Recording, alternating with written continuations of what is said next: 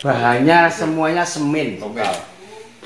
Kita olah bagaimana caranya pupuk sekaligus jadi apa pembenah dan pupuk gitu. Bahannya terdiri dari apa aja, Om? Bahan itu banyak mas, macam-macam kalau nggawe apa pecel itu. Jadi ini bahan padatnya sekitar ada 7, nanti saya tunjukkan di sana. Bahan cair lebih dari 10 yang kita make, tapi semuanya dari sini, dari asli Gunung Kidul aja. Ya paling ke daerah Hiromoko, Wonogiri adalah mana supplier yang ada barangnya itu. Kebetulan istirahat nanti biar dihidupin mesinnya biar melihat cara kerjanya. Ini kemasan 25 kilo. Kita standarkan 25 kilo. Mau kita kan banyak ke Kalimantan Selatan, Kalimantan Tengah, sudah timur sedikit nih sekarang. Jadi untuk food estate secara nasional kita sudah masuk yang program dari kementerian. Masuk tanaman dia sakit. Bisa. Bahkan di Jawa Timur itu perindang jalan itu teman-teman masukin yang milik PU itu. Tamat yang waduh apa itu saya dapat kiriman Ponorogo. Saya dapat kiriman dari teman ini Pak, datang itu lingkungan apa? Jadi si bendungan sebenarnya kan sudah aktif tahun yang lalu. Baru kemarin tanamannya pakai pupuk kita, ada agen kita kemarin kirim yang 2 truk itu. Iya, Ponorogo itu yang bendungan baru itu. Jadi ini buat padi segala Pak? Bisa? Gimana? Semua Jenis padi. Jadi gini, kalau secara teori semua tanaman akar serabut, utamanya padi, jagung, tebu dan lain sebagainya, sawit itu kan akar serabut. Dia akan menyerap unsur pupuk makro, NPK kayak urea, fosfat, kalium dan sebagainya. Itu maksimal kalau tersedia silika yang cukup. Kalau silikanya kurang, dia nggak maksimal nyerap itu. Gitu, sehingga nanti akar batangnya kuat, buahnya bagus dan lain sebagainya. Nah, silika yang ada di tanah ini kan sudah dikeruk berpuluh-puluh tahun, jadi makan harus kita suplai. Sehingga pupuk ini, kalau yang sudah biasa menggunakan pupuk ini, jadi memang dinamakan pupuk silika. Karena kandungan silikanya juga tinggi. SiO itu dalam ini kan SiO2 ini silika ini dalam kandungan mix sudah jadi granulin di atas 60%. Kalau di Kalimantan namanya pupuk apa Pak? Yang pupuk obat. Dulu kan saya buat biru. Biru. Nah, ceritanya tahun 2019 itu makan itu apa? Bles, kresek. Sekali ini penyakit kresek bles. Karena itu petani-petani Dayak itu sudah frustasi. Jadi orang nawarin wah nggak mau, udah mati. Tawarin obat, udah nggak penting itu, udah capek lah. Teman saya siang-siang jam segini nelpon, Pak, saya ngambil 2 ton untuk tanaman ini gimana? Untuk apa itu? Jadi di sana ada serangan gini-gini, ambil aja saya bilang di gudang sana, ambil, kasih kepada mereka. Datangin ketua kelompoknya. Ah, kalau kamu mau nebar sendiri kamu tebar. Kalau saya yang suruh nebar nggak mau, sudah frustasi. Tebar sama dia. Setelah 2 minggu nyari si orang itu. Namanya kan Cecep itu. Mana rumahnya Cecep dicari. Ngomong itu orangnya pada pergi. Nah, Pak Cecep nelpon saya, Pak, ini kok pupuk ini beda dengan yang lain? Enggak, beda yang lain gimana? Dengan barang lain. Loh sama aja loh, kamu yang ngambil sendiri, saya bilang.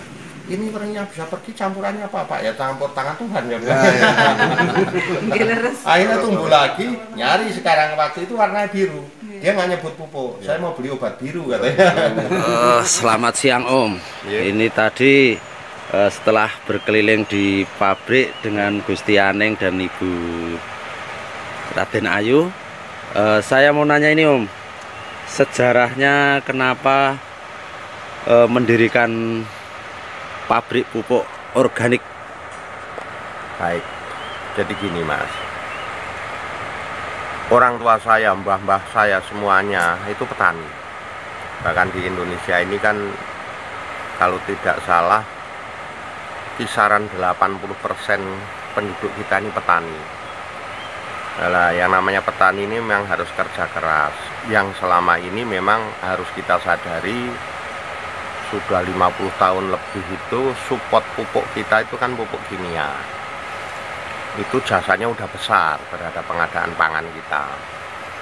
Tapi kaitan dengan pupuk kimia ini kadang-kadang kan ada yang cara-cara penggunaannya itu sampai melebihi batas. Karena mungkin maaf kurang pengetahuan petani atau kurang puas, kok kurang hijau dan lain sebagainya. Tapi kan mereka tidak mempertimbangkan risikonya. Jadi dalam kimia itu apapun juga pasti ada sisa yang disebut residu. Residu kalau menumpuk terus itu akan tidak bagus di tanah. Dalam bahasanya tanah itu bisa asam. Nah, sementara pengolahan tanah juga saat ini sudah kayak tidak diperhatikan.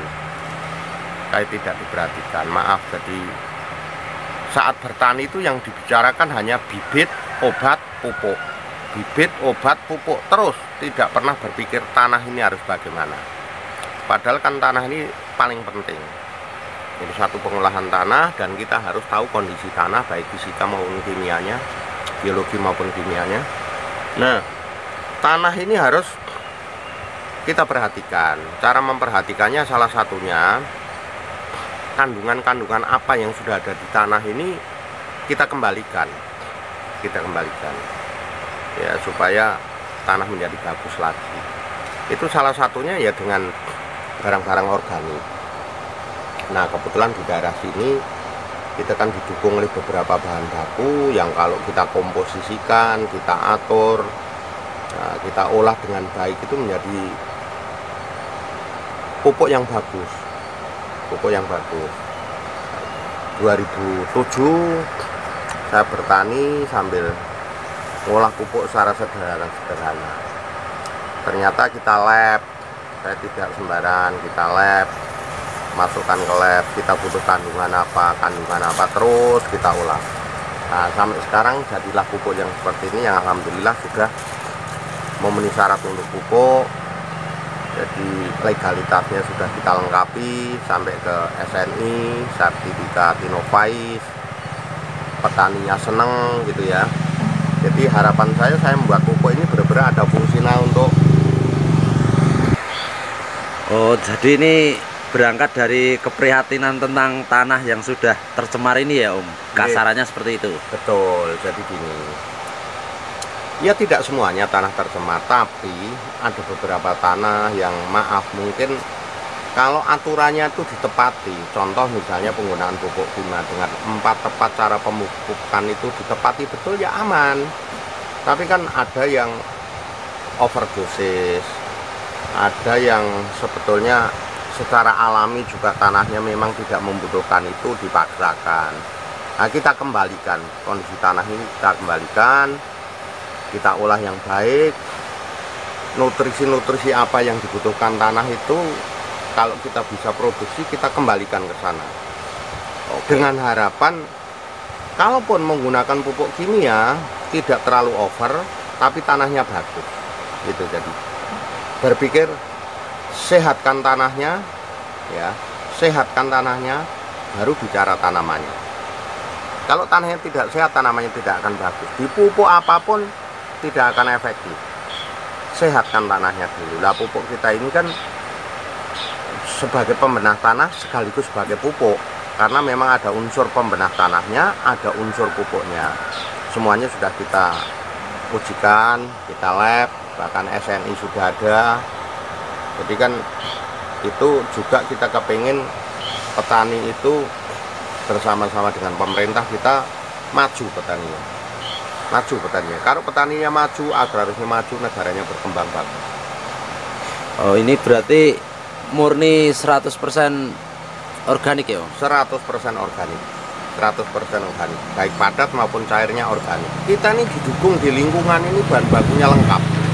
Sudah ada beberapa di lapangan yang melalui KWT, melalui kelompok tani. Kalau luar daerah ya yang di Kalimantan kayak sawit, karet, padi pun sudah pakai ini. Sudah bagus, insya Allah bagus.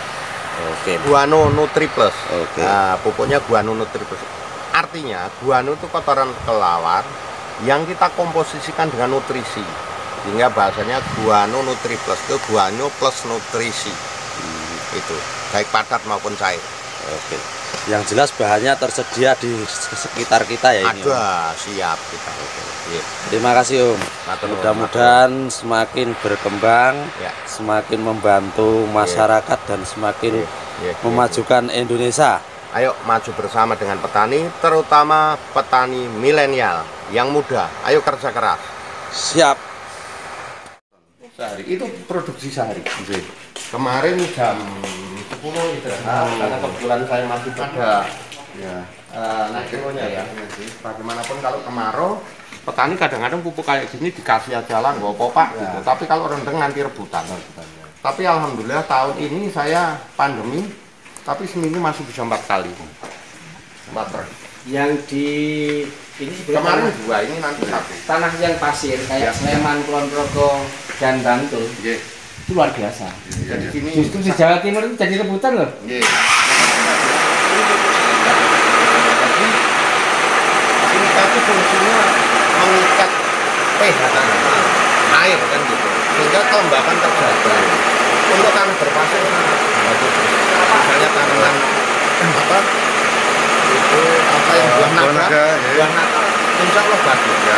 Semangka, Yang Semarang itu apa?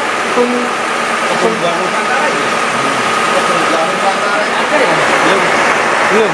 Jogja itu nggak ada gitu. Larinya Jawa Timur. Sekarang musim hujan kemungkinan